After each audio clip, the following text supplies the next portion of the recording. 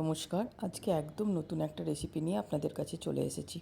এটা হচ্ছে মুগ ডাল দিয়ে আলু সয়াবিনের তরকারি। তো আমি একবারই কুকারেই রান্না করছি। কুকারে তেল গরম করে তার মধ্যে গোটা জিরে, তেজপাতা আর কাঁচা লঙ্কা ফোড়ন দিয়ে পেঁয়াজ গ্রেট করে রেখেছিলাম, সেটা দিয়ে দিয়েছি। তার সাথে একটু নুন দিয়ে দিয়েছিলাম যাতে চারিদিকে ছিটে না যায়, নাহলে পেঁয়াজটা দিলে তো খুব ছিটে যায়, সেই জন্য। এবার পেঁয়াজটা ভাজা হয়ে গেলে দিয়ে দেবো 1 চামচের মতো আদা রসুনের পেস্ট। এবার আদা রসুনের পেস্টটাও ভালো করে ভেজে নিয়ে তার মধ্যে রেগুলার মশলা দিয়ে দেবো, হলুদ, জিরে গুঁড়ো, ধনে গুঁড়ো, কাশ্মীরি মির্চ পাউডার, গরম মশলা, আর সিক্রেট মশলা যেটা হচ্ছে সেটা হচ্ছে মিট মশলা। মিট মশলা দিলে দেখবেন আপনাদের টেস্ট কীরকমভাবে চেঞ্জ হয়। অসম্ভব ভালো একটা টেস্টের এই রেসিপিটা। তারপর মশলাটাকে খুব ভালো করে কষিয়ে নিয়ে দিয়ে দেবো 1 চামচ টমেটো সস, একদম সামান্য 1 চামচের মতো, তার বেশি নয়।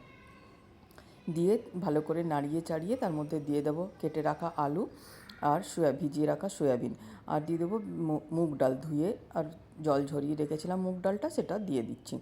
দিয়ে ভালো করে একটু ভাজা ভাজা হয়ে গেলে দেখবেন খুব ভালো একটা স্মেল আসবে, খুব ভালো গন্ধ বেরোবে।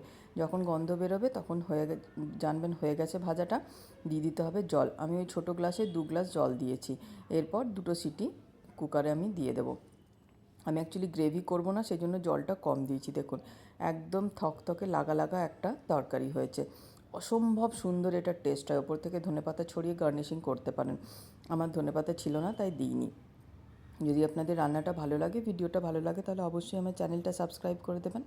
আর ফেসবুক থেকে দেখলে আমার পেজটা সাবস্ক্রাইব করে দেবেন। দেখা হবে অন্য আরেকটা ভিডিওতে। ততক্ষণের জন্য আপনাদের অনেক অনেক ধন্যবাদ।